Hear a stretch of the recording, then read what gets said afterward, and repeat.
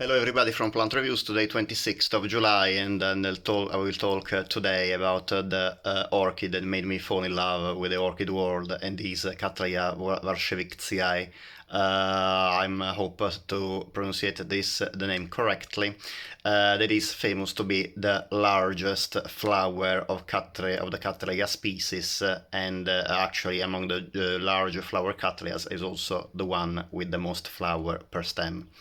The Cattleyas are sympodial orchids in the family Orchidaceae, obviously in the orchid family.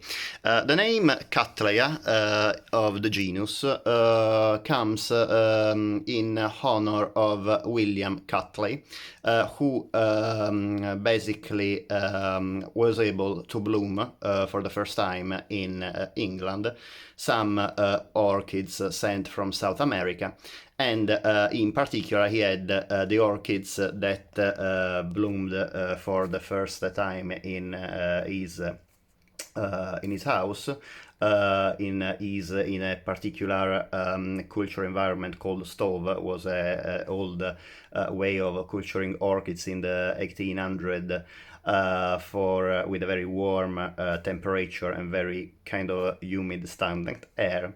And the plant that he grew would have been subsequently classified as Cattleya labiata by Linden. Cattley indeed fell in love with this orchid because he noticed the incredible size of Cattleya labiata in comparison to other orchids, but still quite smaller than the species that became most famous among Cattleyas for the size, and that is this one, the Cattleya warscewiczii, about which I will talk about today. Cattleyas are also very famous to be called the queen of orchids. They basically are the flowers that are represented in people's minds still today, the classical orchid flower.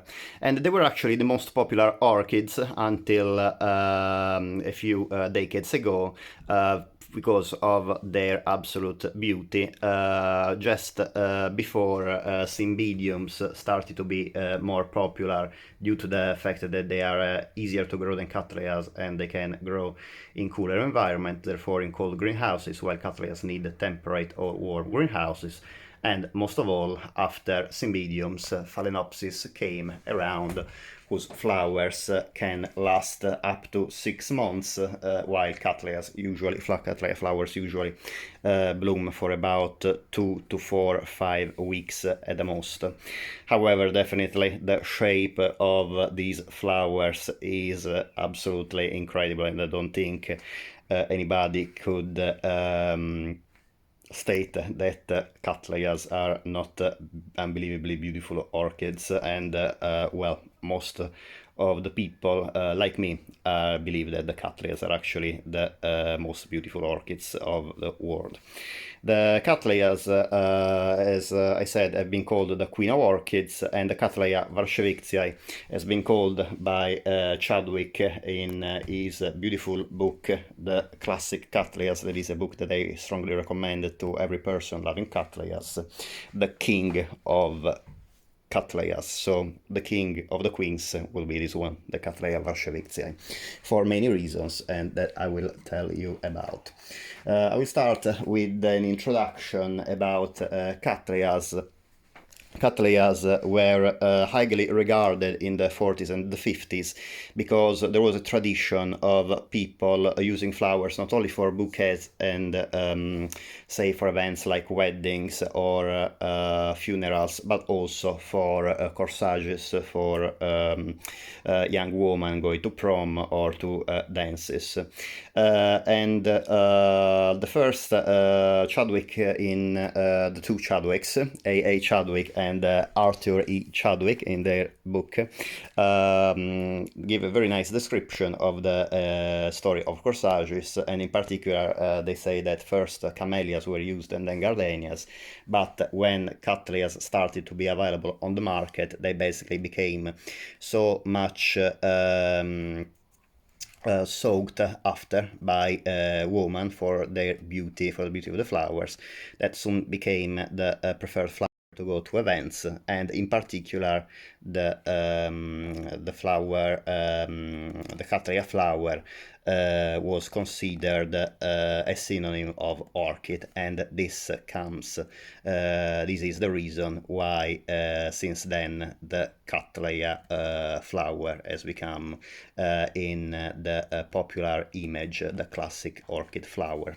In addition, many other species of orchids actually have flowers similar to Cattleyas, even if they are not quite related. For example, Peonies, about which I made a video some months ago, also a flower that kind of resemble the Cattleyas, both in color, the lavender pink of Cattleyas, and also in shape.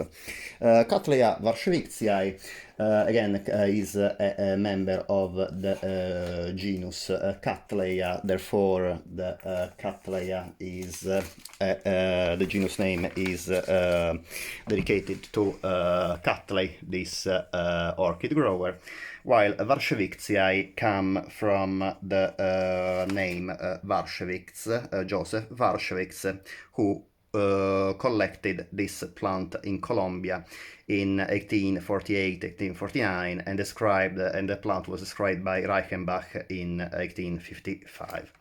The plant is a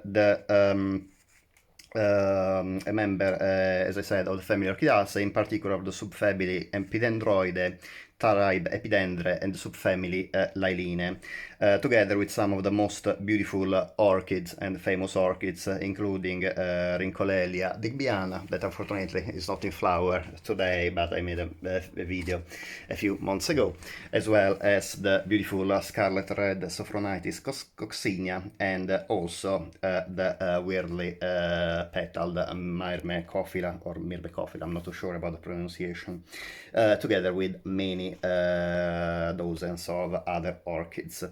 These orchids are very famous for the beauty and the shape of the flowers. Most of these orchids have an incredibly large lip, that is the modified petal that orchids have for allowing insects to land. In particular, in Cattleya warscewiczii is this one that is usually darker colored than the rest of the perianth. The perianth is basically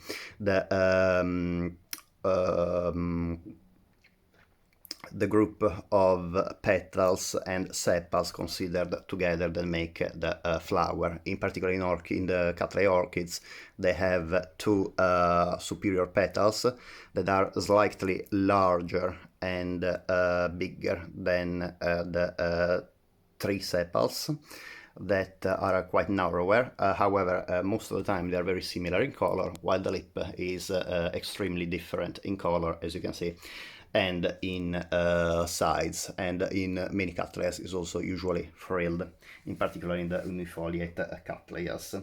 The Cattleyas are divided in two groups, unifoliate and bifoliate, according to the leaves originating from the pseudobulbs. As you can see, in the Cattleya warscewiczii there's only one leaf coming from the pseudobulb, while in Cattleya, in the bifoliate Cattleya, like this Cattleya schilleriana, you have two leaves originating from the pseudobulbs. Sometimes they might produce only one, for example, if they are stressed, but usually, as you can see, they produce two leaves from the pseudobulbs. The Cattleya warscewiczii is one, again, is famous for being the largest flowered orchid in the Cattleya genus, both by size and by surface.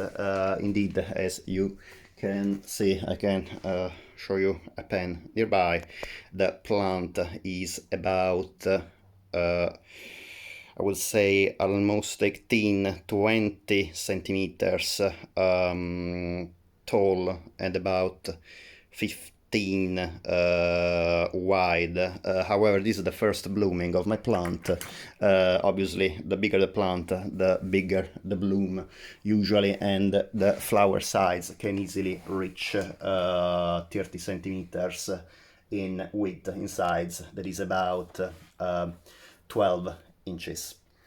The Cattleyas are, sorry, the Cattleya warscewiczii is kind of a giant Cattleya for its size, and the pseudobulbs are usually tall between 20 and 40 centimeters. And they're very peculiar because they are quite ribbed, as you can see by the lines on the pseudobulb. And on the new growth they are a little bit less ribbed, as you can see. This is the new growth where the flower are, while the older pseudobulbs are definitely more ribbed. The plant needs absolutely is one of the plants of the orchid that need most light. Indeed, I usually have it on this windowsill together with my other Cattleyas as well, Rincolelia, and a hybrid between Cattleya purpurata and Brassavola cucullata, that all needs an incredible amount of sun. This is a south-facing window in Kent, in the southern part of England, and definitely I think that this is what allowed was one of the most important factor that allowed me to bloom this plant indoors. The very strong light.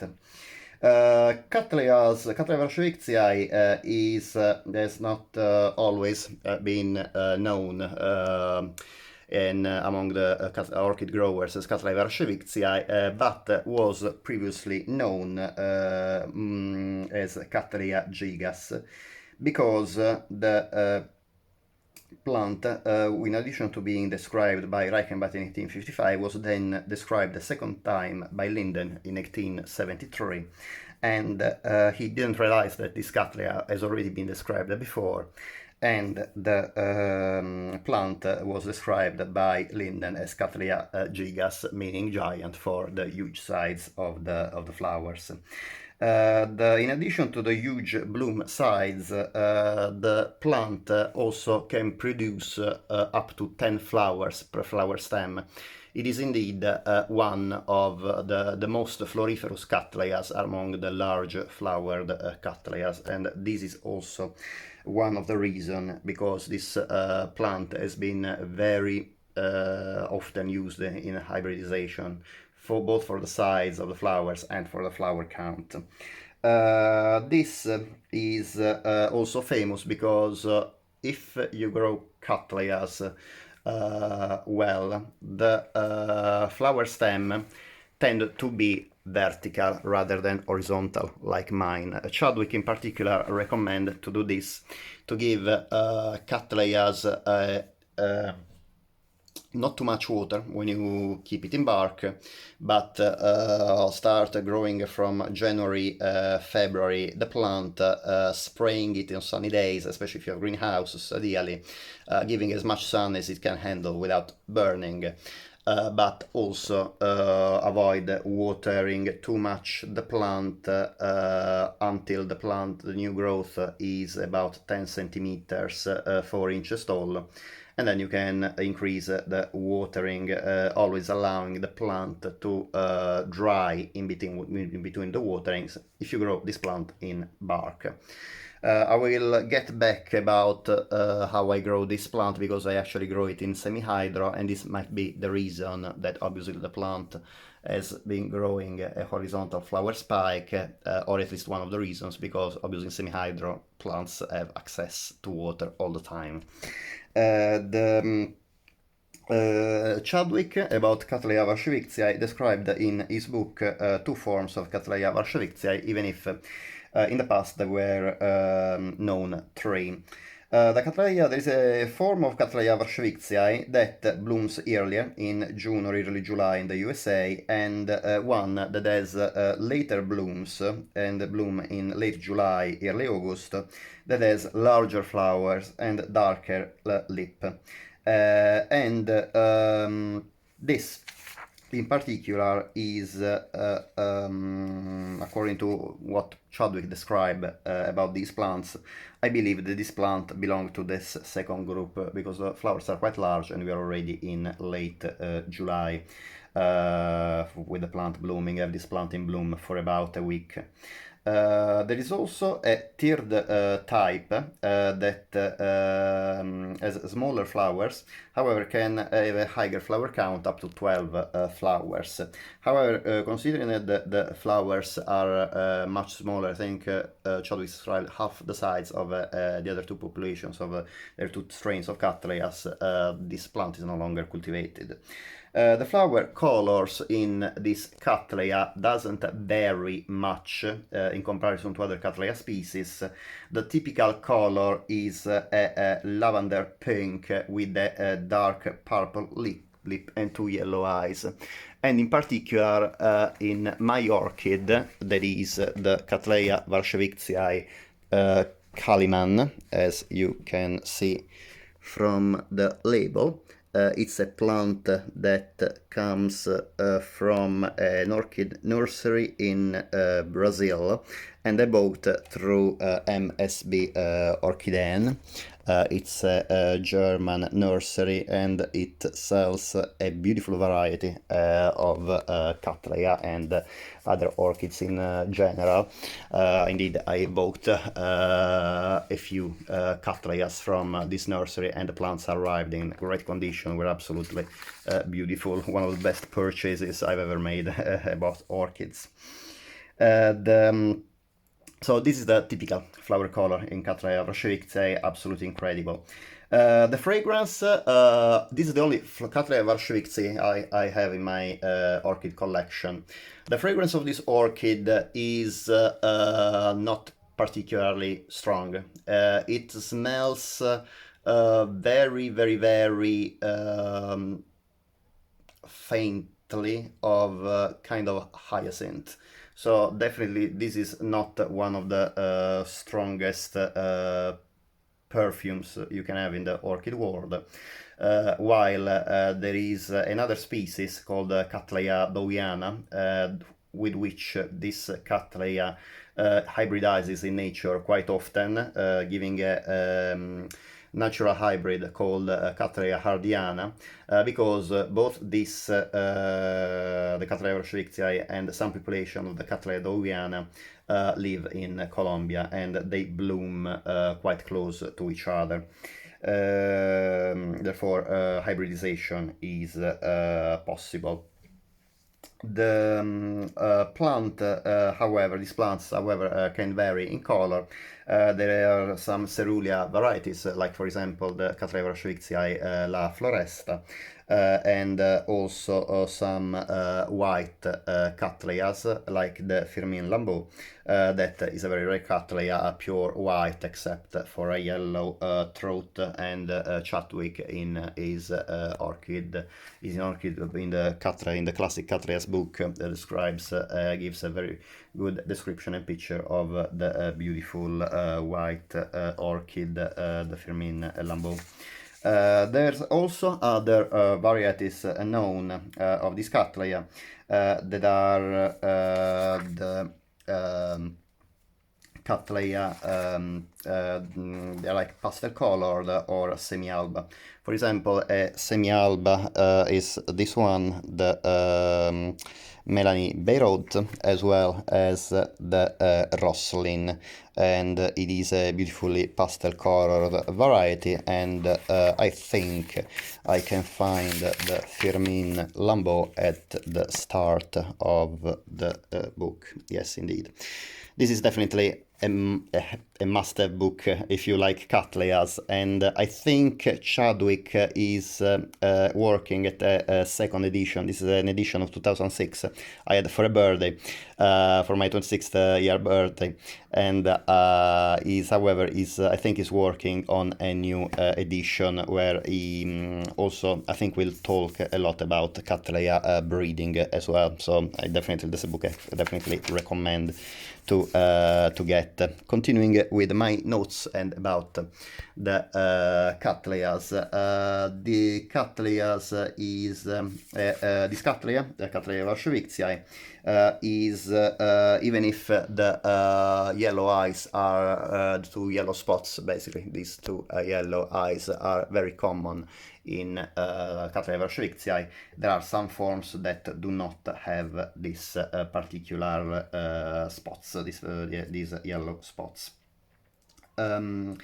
About the number of people that love this Cattleya is really difficult to list them all. However, in addition to the comment that the Chadwicks made in their book that this is the king of Cattleyas, I also want to say that also Jean-Jules Linden defined this the Cattleya gigas as or gigas as he classified this plant as the most beautiful orchid in the world, and this is also written in the Chadwick's book. About the culture, these plants are very easy to grow in bark. Indeed, I received this plant grown in bark, as well as all the other plants I received from MSB Orchideen.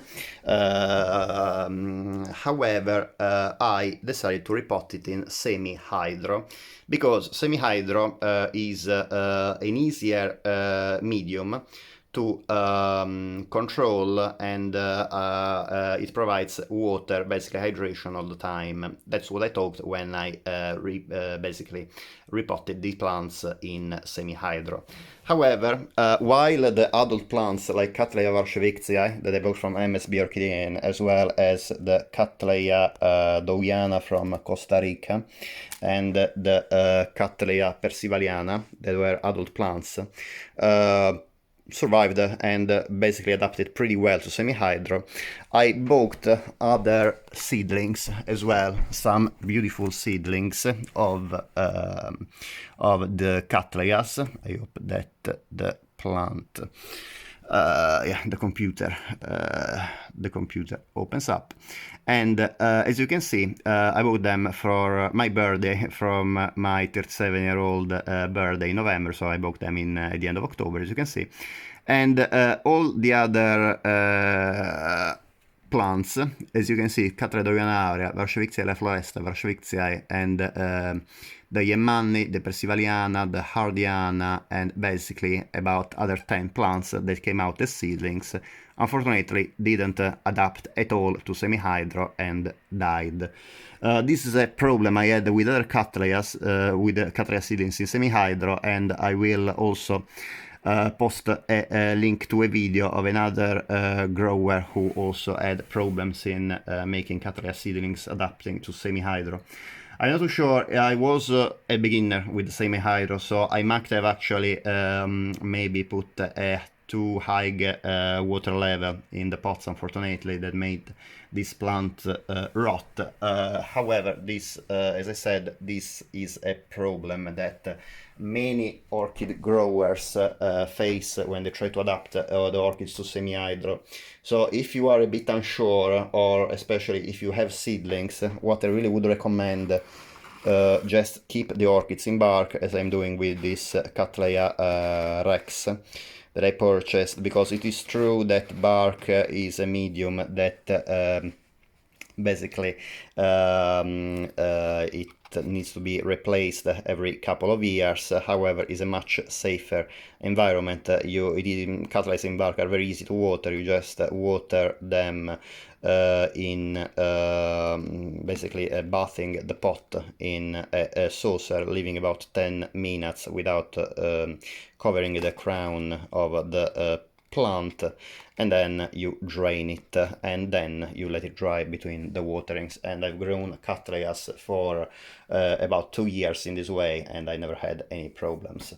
Semi-hydro is a great way to cultivate orchids, but as I said, some orchids really do not adapt well. So if I'm not too sure if I would have tried to adapt this beautiful Cattleya warscewiczii in semi-hydro if I knew the outcome with the small seedlings. However, luckily this one survived pretty well.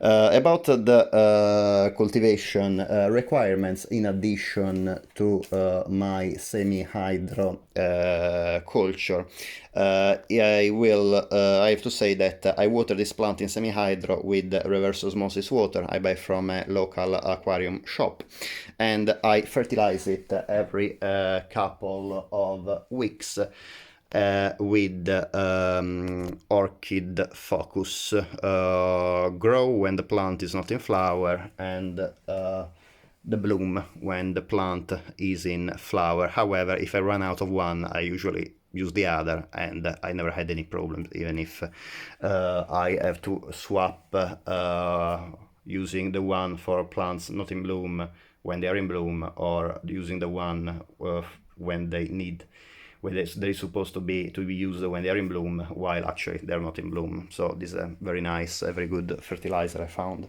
and my orchids grow really beautiful.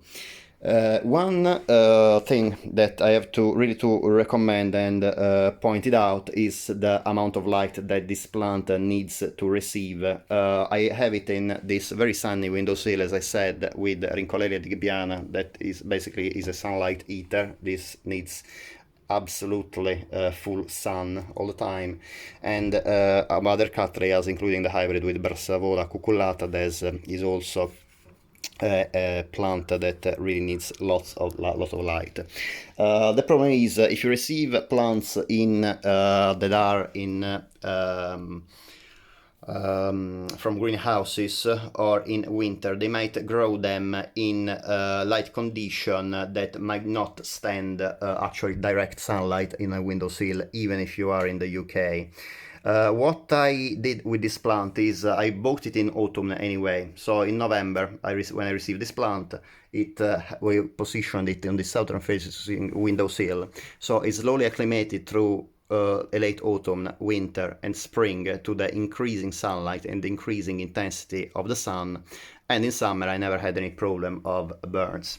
However, as you can see that the color of the leaves in this plant is a very pale yellow and pale green, and this is the ideal color that the Cattleya should have.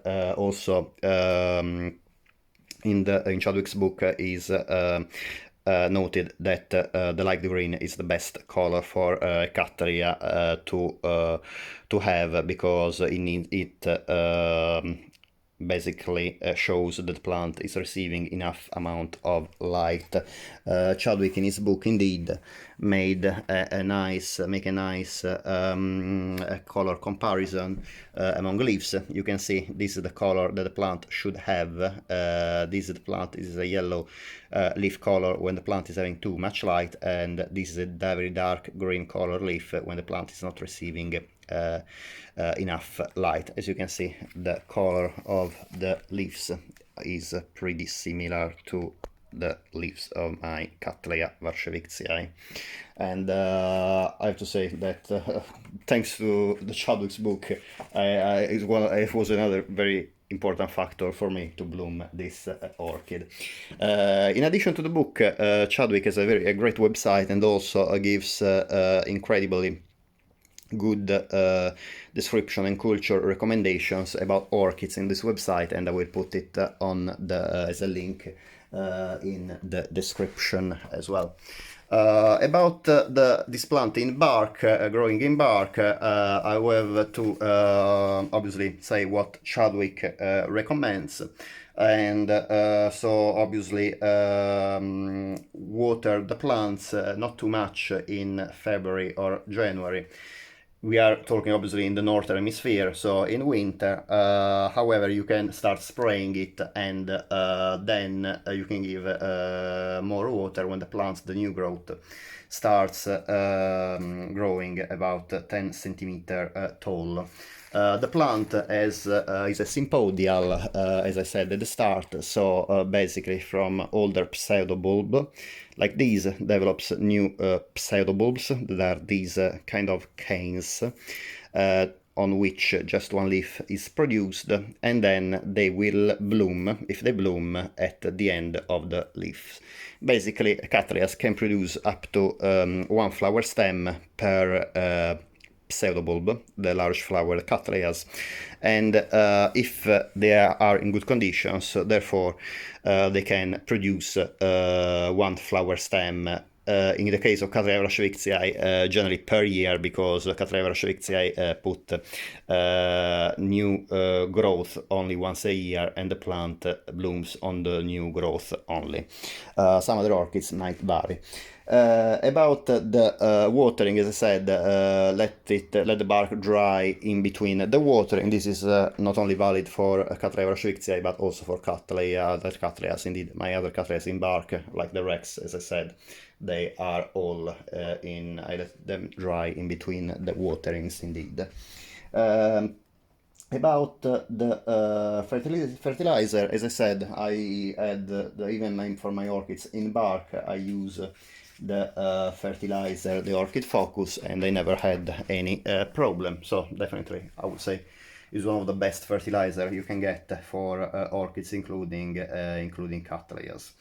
About the flower stem, if you would try to get a vertical flower stem as pictured in the book, in Chadwick's book, The Classic Cattleyas, Chadwick recommends, the Chadwicks recommend to grow the plant in a way that when the flowers are developing, the flower buds are developing, do not receive too much warmth, and they are used to place the orchids in under a cool porch to avoid an excessive amount of heat. This way the flower stem develops vertically.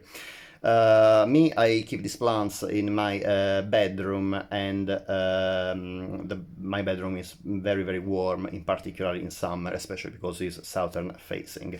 Also, considering that I have this plant at home, remember that Cattleyas, as well as most orchids, when they develop the flower stem, they tend to develop towards the light.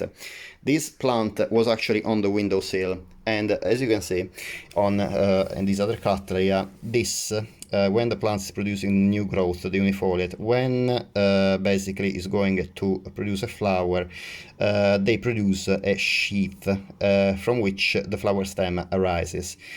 Considering that the flower go towards the sunlight, basically the flower stem will elongate, touching basically the glass, and obviously the flower stem and the flowers will get deformed.